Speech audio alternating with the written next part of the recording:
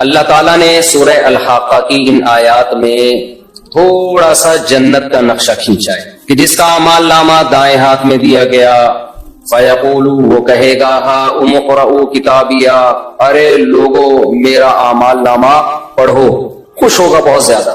انی ظننت انی ملاق حسابیہ، مجھے یقین تھا کہ ایک دن میرے عمل کا بدلہ مجھے ملنے والا ہے. فَهُوَ فِي عِيشَةٍ رَاضِيَةٍ، اللہ کہتے ہیں وہ ایسے عیش میں ہوگا کہ وہ زندگی اس سے خوش ہوگی. دیکھو شیطان کیا کرتا ہے، آپ کو دین کی طرف آنے نہیں دیتا، لیکن جب آپ دین کی طرف آ جاتے ہو نا اور شیطان مایوس ہو جاتا ہے تو پھر مذہب کے نام پہ آپ کی صلاحیتوں کو غلط جگہ لگانا شروع کر دیتا ہے. شیطان مایوس ہو جاتا ہے نا، اس کو پتا ہے کہ اب اس نے مذہب کو فالو کرنا ہے، دین کی طرف یہ آ گیا. اب کیا کرتا ہے شیطان، کہتا ہے لیبل مذہب کا لگا ہو، کام وہ کرواؤ جس سے اس کی آخرت میں ترقی نہ ہو. شیطان کا ہدف کیا ہے؟ شیطان کا ہدف ہے انسان کو جنت میں جانے سے روک دینا. سمجھ رہے ہو؟ یہ اس کا ٹارگٹ ہے. شیطان کا جو پلاننگ کرتا ہے نا، وہ ہماری طرح بے وقوف نہیں ہے کہ ہمیں منزل کا پتہ ہی نہیں ہے اور پلاننگ کرتے چلے جا رہے ہیں. جس آدمی کو یہی نہ پتا ہو کہ میری منزل کیا ہے، میں نے جانا کدھر ہے، تو وہ سفر کی پلاننگ کر سکتا ہے بھائی؟ کوئی بھی پلاننگ نہیں ہوگی نا. پلاننگ ہمیشہ ٹارگٹ ہوتا ہے کوئی جس کو اچیو کرنا ہے، اس کے لیے پھر دماغ لڑایا جاتا ہے، بیٹھا جاتا ہے یار اب میں نے کیا کرنا ہے. آپ کا ایک ہدف ہے، آپ نے باکسنگ کا مقابلہ جیتنا ہے، تو اس کے لیے آپ پلاننگ کرو گے، بیٹھو گے یار روزانہ ذرا میں پریکٹس کروں، مکے لگاؤں بورا بھر کے، اتنے پروٹین روزانہ میں نے لینے ہیں، ایسے کرنا ہے ویسے کرنا ہے. آپ کو پتا ہوگا نا، اس میں کنفیوژن نہیں ہوگی کہ میں نے کرنا کیا ہے. لیکن آپ کو پتا ہی نہیں میں نے اچھا باکسر بننا ہے، میں نے اچھا باڈی بلڈر بننا ہے، میں نے اچھا تاجر بننا ہے، میں نے اچھا ڈاکٹر بننا ہے، پتا ہی نہیں. تو پلاننگ کرو گے.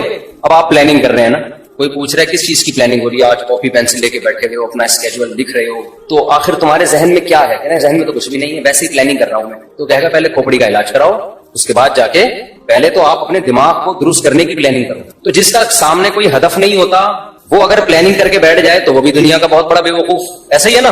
اور اس سے بڑا بے وقوف وہ ہے جس کا ہدف کچھ اور ہے، پلاننگ کسی اور چیز کی کر رہا ہے. کیا خیال ہے؟ آپ نے بننا ہے ڈاکٹر، اچھا ڈاکٹر بننا ہے، یہ آپ کا ہدف ہے کہ میں پاکستان کا بہترین سرجن بنوں گا. پلاننگ کیا ہو رہی ہے؟ صبح اٹھ کے دوڑ رہے ہیں، مکے شکے لگا رہے ہیں، جم میں ویٹ اٹھا رہے ہیں، یہ پلاننگ ہو رہی ہے. اگلا کہے گا یار یہ اچھا پلاننگ میں یہ کر رہے ہیں نا کہ میں روزانہ اتنا دودھ پیوں گا اور اتنے ویٹ اٹھاؤں گا، اور اس کے لیے کام کرنا شروع کر دیا آپ نے، اتنا روزانہ بھاگوں گا. اگلا کہہ رہا ہے یار تو نے کرنا کیا ہے؟ کہ میں نے ڈاکٹر بننا ہے. تو ابھی حرکتیں تو تیری ڈاکٹر والی لگ نہیں رہی ہیں. ڈاکٹر بننا ہوتا تو کوئی اسٹڈی روم بنا رہا ہوتا، اس میں ساؤنڈ پروف کمرے کا انتظام کر رہا ہوتا کہ شور و غل کی آواز نہ آئے. میڈیکل کالج میں ایڈمیشن کے لیے لوگوں سے پوچھ رہا ہوتا بھائی کتنے نمبر چاہیے. ٹھیک ہے یہ بھی چیز بھی ضمن جاگنگ واگنگ بھی ہوتی، صحت بھی اس کا ایک حصہ ہے. زیادہ فوکس کس کو کرتا؟ ایجوکیشن کو فوکس کرتا. وہ ہے نا ایک آدمی کے پاس ایک شخص آیا بقرعید کا بکرا بیچنے کے لیے. اب یہ جو دلال ہوتے ہیں نا، یہ اپنی چیز کی ایسی خوبیاں بیان کرتے ہیں کہ یہ بھول جاتے ہیں کہ ہم نے اتنا غلو کر دیا ہے کہ کچھ اور بنا دیا ہے. تو وہ کہنے لگا یہ جو بکرا ہے نا ایسا بکرا ہے کہ آپ گوشت کی بوٹی پھینکو یہ جھپٹ کے پکڑے گا جا کے، اور ایسے جھپٹ کے حملہ کرتا ہے، ایسے یوں کرتا ہے، کلابازیاں کھاتا ہے. اس نے کہا یار بیچنے تو بکرا آیا ہے، اس کے جو اوصاف بیان کر رہا ہے اس سے یہ کتا لگ رہا ہے مجھے. صفت جو بیان کر رہا ہے وہ کتوں کی بیان کر رہا ہے، اور بیچنے کی بات کس کی کر رہا ہے؟ بکرے کی. اب وہ پھنس گیا بیچارہ. تو کہتا ہے اصل میں اس کا کتوں کے ساتھ اٹھنا بیٹھنا زیادہ ہے، کچھ کوالٹیز اس میں کتوں کی بھی آ گئی. تو پلاننگ آپ کا ہدف یہ ہے کہ ڈاکٹر بننا ہے، اور پلاننگ کر رہے ہو بورا لٹکا کے اس میں روزانہ اس کو کیا کر رہے ہو؟ مکے مار رہے ہو. ایسا ہی ہے نا. تو یہ بھی بہت بڑا بے وقوف ہے. ہماری قوم کے ساتھ تو بڑا مسئلہ یہی ہے کہ اس کو پتہ ہی نہیں ہم نے کرنا کیا ہے فیوچر میں، لیکن پلاننگ سارے کر رہے ہوں گے. صبح سے دیکھو ایسے سارے افلاطون بنے ہوئے ہوں گے نا، بیٹھ کے آج یہ کرنا ہے آج وہ کرنا ہے. کیوں کرنا ہے بھائی تم نے یہ آج کیا؟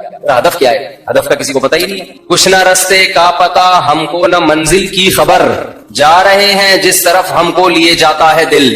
ہمارے شیخ حضرت مفتی رشید احمد صاحب رحمہ اللہ تعالی یہ شعر اللہ کی محبت میں پڑھا کرتے تھے.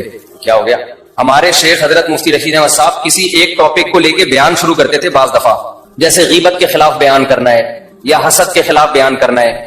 درمیان میں کہیں اللہ کی محبت کا ذرا سا تذکرہ آ جاتا نا تو ان کا پورا ٹاپک ہی چینج ہو جاتا تھا. پھر وہ اللہ کی محبت میں اشعار پڑھنا شروع، ایک دم ان کی جو کیفیات ہیں وہ نظر آتا تھا چینج ہو گئی ہیں. بس اللہ کا نام لینے میں، اللہ کی صفات بیان کرنے میں، اللہ کی محبت کی باتوں میں ان کو بہت مزہ آتا تھا، تو وہ ٹاپک ہی چینج ہو جاتا تھا ان کا. اس وقت یہ شعر پڑھتے تھے کہ ہماری منزل تو کچھ اور تھی جو بیان ہم لے کے چلے تھے، لیکن دل ہمیں کہیں اور لے گئے. ہمارے حضرت کے بھی عجیب ہی حالات تھے. بیان سے پہلے نا اتنی لمبی دعا کرتے تھے کہ ہم کہتے تھے، کیونکہ عصر سے مغرب تک بیان کا ٹائم ہوتا تھا، دور دور سے لوگ آتے تھے. ہمارے حضرت کا معمول نہیں تھا ہاتھ اٹھا کے دعا مانگنے کا. جب بھی کوئی دعا کا کہتا ہاتھ اٹھائے بغیر ہی اس کے لیے دعا کر دیتے تھے. اب ہمیں بھی چونکہ حضرت سے محبت ہے نا، تو ہمیں بھی دل ہمارا کہیں اور لے کے جا رہا ہے. جو اصل بیان کا ہدف تھا اس سے دل نے ہمیں کیا کر دیا ہے، ہٹا دیا ہے. تو وہ کیا کرتے تھے، عصر سے مغرب ٹائم ہے، دور دور سے لوگ بیان سننے آئے ہیں، تو بیان سے پہلے وہ دعا کرتے تھے ہاتھ اٹھا کر. وہ دعا بعض دفعہ اتنی لمبی ہو جاتی تھی، انفرادی دعا ہوتی تھی، اجتماعی نہیں، خود ہی اپنی دعا مانگ رہے ہوتے تھے. دعا یہی مانگتے تھے کہ اللہ بیان وہ کروا دے جس کی لوگوں کو ضرورت. اور بعض دفعہ اتنی لمبی دعا ہو جاتی تھی کہ بیان کے لیے ٹائم بہت تھوڑا بچتا تھا. تو ہمیں تھوڑا غصہ بھی آتا تھا، حیرانگی بھی ہوتی تھی کہ اتنی دور دور سے لوگ آئے ہیں. دعا تو آپ کسی اور ٹائم مانگ لینا، لیکن آپ تو دعا میں ہی سارا ٹائم لگا دیا آپ نے. تو حضرت کہتے تھے کہ میں ہاتھ اٹھا کے جب دعا مانگتا ہوں نا، اللہ کے سامنے ہاتھ اٹھاتا ہوں تو کسی اور ہی دنیا میں پہنچ جاتا. بس پھر وہ اسی میں حضرت کو اتنا مزہ آتا تھا کہ بیان گیا تیل لینے بیان گیا ایسی کی تیسی، آئے ہمیں تو اب اللہ سے جب مانگنا شروع کیا ہے تو اس میں. لیکن وہ پھر تھوڑی دیر کا بیان ہوتا تھا، حالانکہ نہ کوئی اس میں زمین آسمان کے قلابے ملائے جاتے تھے، نہ کوئی خطابت کے جوہر، سیدھے سادے بیانات ہوتے تھے. لیکن ان بیانات نے ایسی لوگوں کی زندگیوں کو چینج کیا ہے. آج لفاظی بہت ہے، درد دل مارکیٹ سے شارٹ ہے، درد دل نہیں. تو ان کی دعا دیکھ کے نا اتنی لمبی دعا کے بعد بیان شروع ہوتا تھا، پھر اس دعا کے آثار ان کے بیان میں جھلک رہے ہوتے تھے. تو وہ جب کوئی ٹاپک لے کے چلتے، درمیان میں کہیں اللہ کی محبت کی بات آ گئی نا، تو ان کا پورا بیان چینج ہو جاتا تھا. وہ پھر اللہ کی محبت میں اشعار بہت یاد تھے ہمارے حضرت. اتنے اشعار یاد تھے کہ ایک دفعہ کسی نے ان کو کیسٹ دی کہ آپ کو جتنے اشعار یاد ہیں نا اس کیسٹ میں ریکارڈ کر دیں. میرا خیال ہے 1.5 گھنٹے کی وہ کیسٹ تھی. تو حضرت شاعری کرتے کرتے کیسٹ پلٹ دی، کرتے کیسٹ ختم ہو گئی، مگر حضرت کے اشعار ختم نہیں ہوئی. اور وہ سارے اللہ کی محبت میں اشعار پڑھتے تھے. تو اس وقت حضرت یہ شعر پڑھا کرتے تھے کہ جب اللہ کی محبت کے بات شروع ہو جاتی تھی نا، پھر کہتے تھے کہ کچھ نہ رستے کا پتہ ہم کو نہ منزل کی خبر. یعنی بیان میں تو اب ہمارا منزل پتہ ہی نہیں، ہم کیا ٹاپک لے کے چلے تھے. جا رہے ہیں جس طرف ہم کو لیے جاتا ہے دل. اب تو دل نے ہم سے جو کہلوا دی اب تو ہم وہی کہیں گے. لیکن وہ تو اللہ کی محبت میں تھا نا، وہ تو وہاں تو ٹاپک سے ہٹ جانا ہی ٹاپک تھا. حضرت مفتی تقی عثمانی صاحب دامت برکاتہم کا شعر ہے نا کہ یہاں تو عین منزل ہے، وہ کیا ہے یار، تھکن سے چور ہو جانا. اللہ کی محبت کی جو راستہ ہے نا، اللہ کی محبت میں آپ جو راستہ طے کرتے ہو اللہ کو پار کرنے کے لیے، اللہ کو پانے کے لیے، اللہ کو حاصل کرنے کے لیے آپ جو راستہ طے کرتے ہو نا، اس طے کرنے میں تھک جانا یہی منزل ہے عاشق کے لیے. دیکھو آپ جب کسی ہدف پہ چلتے ہو، راستے میں تھک گئے آپ، تو منزل تک پہنچنا مشکل ہو گیا نا، تو وہ آپ کا سفر کیا ہو گیا، ضائع. لیکن حضرت مفتی تقی عثمانی صاحب رحمہ اللہ نے بڑا پیارا شعر کہا کہ اللہ کی راہ میں اللہ کو پانے کے لیے تھک جانا ہی منزل ہے. اللہ یہی چاہتے ہیں کہ تھک جاؤ بس، تم اس تھکاوٹ سے ہی میں ملوں گا. کیا کریں، وہ ذوق ہی نہیں ہے. ابھی میں کرکٹ کی باتیں شروع کر دوں، ابھی میں عمران خان پہ وہ سیاسی تبصرے شروع کر دوں، شادیوں کی باتیں شروع کر دوں، بہت مزہ آئے گا ایک دم. اچھا، جس کی زیادہ شادیاں ہوتی ہیں نا اس کو اللہ کی محبت کی باتیں بہت جلدی سمجھ میں آتی ہیں، کیونکہ دکھی دل ہوتا ہے نا، ٹوٹا ہوا دل، اجڑا ہوا. وہ کہتے ہیں مجھ سے اللہ کی محبت ہی کی باتیں کیا کرو. عورتوں کی باتیں مجھ سے، یہ کنواروں کے شوق ہے کہ اللہ کی محبت کے بجائے خواتین کی باتیں کریں، شادیوں کی. لیکن جب ہو جاتی ہے نا 2-3 تو پھر آدمی کہتا ہے یار اللہ کی محبت کی باتوں میں اللہ نے بڑا مزہ رکھا ہے. یہ بھی ایک فائدہ ہے. مجھے تو شاعری کا زیادہ ذوق نہیں ہے تو مجھے پورے شعر یاد نہیں رہے. ایک اور شعر پڑھتے تھے، بس ایک بجلی سی پہلے کوندی پھر آگے کی کچھ خبر نہیں ہے، مگر جو پہلو کو دیکھتا ہوں تو دل نہیں ہے جگر نہیں. یعنی اللہ کی محبت میں ہم دل بھی گواہ بیٹھے اور جگر بھی. پہلو کو دیکھ رہے ہیں تو نہ دل نظر آ رہا ہے ہمیں، نہ جگر نظر آ رہا ہے. تو محبت کے اصول تو کچھ اور ہوتے ہیں نا، اس میں تھوڑی انسان پابند ہوتا ہے. آپ نے اپنی محبوبہ کو ٹائم دیا 10 منٹ کا ملاقات کا، تو ایسا تھوڑی ہوگا آپ اینڈ ٹائم پہ پہنچے، ٹھیک اسٹاپ واچ لگا کے 10 منٹ کی میٹنگ ہوئی، اچھا جی میٹنگ برخاست، ہمارا آپس کی میٹنگ 10 منٹ کی طے ہوئی تھی، چلتے ہیں آپ اپنا خیال رکھیے گا، مجھے بھی میرا بھی رکشا کھڑا ہوا انتظار کر. ایسے ہوتا ہے وہاں تو ٹائم ویسٹنگ ہی کیا ہے، مطلوب ہے وقت کا ضائع کرنا ہی عاشق کے لیے کہ ٹائم ویسٹ کرو ہمارے اس لیے. ہاں کوئی بزنس کی میٹنگ ہو رہی ہے یا کوئی اور کوئی کسی کو، اس میں آدمی ٹائم دیکھتا ہے بھائی 10 منٹ 15 منٹ ہو گئے بس اب جاؤ یار، اپنا دماغ کیوں کھا رہے ہو ہمارا. وہ بار بار میں واقعہ سناتا ہوں نا حضرت موسیٰ علیہ السلام والا. موسیٰ علیہ السلام کی جب اللہ سے کلام ہوا، اس واقعے سے میں ایک سبق دلاؤں گا. بہت سے لوگ کہتے ہیں ہم جب ذکر کرتے ہیں تو ذکر میں مزہ نہیں آتا. حدیث میں آتا ہے نا 100 دفعہ صبح لا الہ الا اللہ وحدہ لا شریک لہ لہ الملک ولہ الحمد یحیی و یمیت وہو حی لا یموت. کیسا مزیدار کلمہ ہے, کیسا مزیدار کلمہ. چائے بڑی خاندانی چیز ہے یار. آپ کو جب آدمی 24 گھنٹے چائے نہ پیے نا, پھر چائے پی کے بیان کرے تو عجیب ہی لطف آتا ہے اس میں. میں نے کافی دیر بعد اب چائے پی ہے نا اور کڑک دودھ پتی, میری کھوپڑی ایک دم ایکٹیو ہو گئی آج. تو سوچو سٹے میں کیا ہوگا. ہم خام ہمیں چرسیوں کو برا بلا کہتے ہیں, ہیروئنچیوں کو بلا بلا کہتے ہیں. تو میں نے اکثر دیکھا جب میرا دماغ تھکا ہوا ہوتا ہے بیان نہیں ہوتا, دماغ فریش ہوتا ہے تو اس کے اثرات بیان میں بھی آ رہے ہوتے ہیں, دماغ چلتا ہے. میں ابھی نا کڑک سی دودھ پتی نہیں پینی چاہیے, عادت خراب کر دی نا ہم نے. تو کیا کہہ رہا تھا یار میں, حضرت موسیٰ علیہ السلام کے واقعے سے میں ایک سبق دلاؤں گا. بہت سے لوگوں کو اشکال ہوتا ہے کہ یہ جو ذکر اللہ ہے نا معاذ اللہ, یہ ٹائم ویسٹنگ ہے. نہ ہم کوئی ترقی کر رہے ہیں اس میں, نہ ہم انسانیت کی خدمت کر رہے ہیں. اب آپ جتنا دیر ذکر میں لگاتے ہو, یہ لا الہ الا اللہ کی تسبیح کتنی مزیدار ہے. لا الہ الا اللہ وحدہ لا شریک لہ لہ الملک ولہ الحمد. بعض روایات میں یحیی و یمیت بھی ہے, بعض میں اس کے بغیر بھی ہے. یحیی و یمیت وہو حی لا یموت وہو علی کل شیء قدیر. یہ حدیث میں آتا ہے جس نے 100 دفعہ صبح پڑھا تو کوئی شخص اس سے زیادہ نیکیاں اپنے اعمال میں جمع نہیں کر سکتا سوائے اس شخص کے جو 100 سے زیادہ دفعہ پڑھ لے. ابھی جو ہمارا پڑھا لکھا طبقہ ہے نا, وہ کہتا ہے یار یہ ٹائم ویسٹنگ ہے. یہ کیا ہے بھائی, اتنی دیر میں کسی غریب کو کھانا کھلا دو.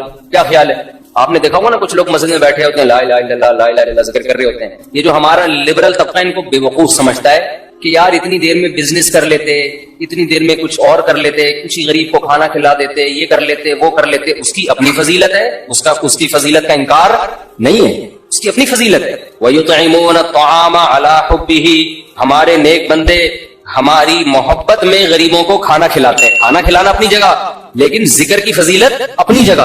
ذکر کی اتنی فضیلت ہے کہ رسول اللہ صلی اللہ علیہ وسلم نے ایک حدیث میں فرمایا کہ صحابہ نے پوچھا یا رسول اللہ سب سے افضل عمل کون سا ہے. آپ صلی اللہ علیہ وسلم نے فرمایا اللہ کا ذکر کرنا. یہ جو تسبیحات ہیں, صحابہ نے عرض کیا یا رسول اللہ کیا جہاد سے بھی افضل ہے. یعنی ہم تو فرسٹ ٹائم سن رہے ہیں, ورنہ ہمیشہ ہم نے سنا سب سے افضل عمل کون سا ہے, جہاد ہے. آج ہم فرسٹ ٹائم سن رہے ہیں کہ سب سے افضل عمل کون سا ہے, ذکر اللہ. آپ نے فرمایا جہاد سے بھی افضل ہے. یہاں تک کہ تم اللہ کے راستے میں گھوڑا لے کے نکلو اور تمہارے گھوڑے کی ٹانگیں کاٹ دی جائیں, اس سے بھی زیادہ افضل ہے کہ اللہ کا ذکر کرو.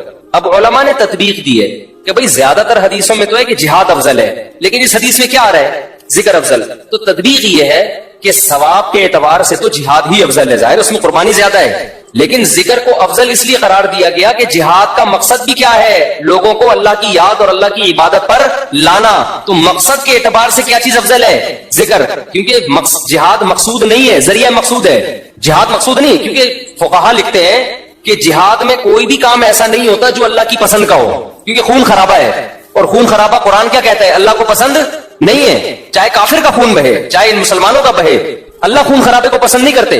لیکن اس لیے خون خرابہ پسند کیا جا رہا ہے کہ اگر یہ نہیں ہوگا تو تمہارا خون خرابہ ہو جائے گا, پھر صحیح ہے نا, کفر غالب آ جائے گا اور فساد زنا پھیلا دے گا, دنیا میں برائی پھیلا دے گا. اس کی مثال ایسے, آپ کی باڈی میں کوئی کانٹ چھانٹ کرے اچھا کام ہے, لیکن جب گھوڑا نکل آتا ہے تو وہ پھیل نہ جائے, کینسر نہ بن جائے, تو بالآخر اس کو آپریٹ کر کے نکالنا پڑتا ہے. گردہ نکال دیتے ہیں ڈاکٹر. اب کسی کا گردہ نکال دینا, اس کی کمر کا آپریشن کر کے, یہ کوئی بذات خود اچھا کام ہے, برا کام ہے, لیکن بھائی وہ مجبوراً اس لیے کرنا پڑ رہا ہے کہ یہ گردے میں کینسر کی رسولی بن گئی ہے, یہ نہیں کاٹا تو دوسرا بھی خراب ہو جائے گا.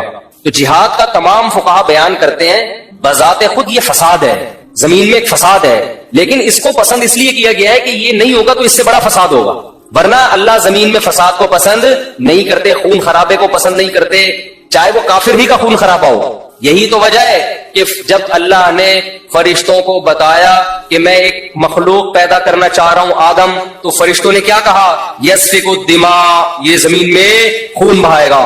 فرشتے جانتے تھے کہ خون بہانا اللہ کو پسند نہیں ہے, ورنہ فرشتے یہ اعتراض تھوڑی کرتے, بلکہ فرشتے یہ بتاتے کہ اللہ یہ جہاد کرے گا, خون بہائے گا.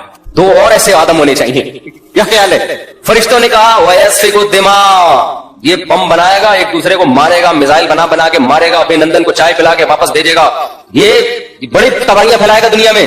تو اللہ میاں نے اس کا فرشتوں کا جواب نہیں دیا کہ اچھا ہے نا خون بہائے گا تو صحیح ہے نا, نہ یہ نہیں کہا. اللہ نے کہا اعلم ما لا تعلمون, ٹھیک ہے تم نے اس کی ایک بیڈ کوالٹی بیان کی ہے کہ خون بہائے گا, لیکن اس کی کچھ اچھی گڈ کوالٹیز بھی ہیں وہ تم نہیں جانتے. تو اس سے صاف پتہ چلتا ہے اللہ زمین میں خون خرابے کو پسند نہیں کرتے، مجبوری ہے۔ تو اس لیے نبی نے ذکر کو افضل قرار دیا کہ جہاد سے مقصد کیا ہے؟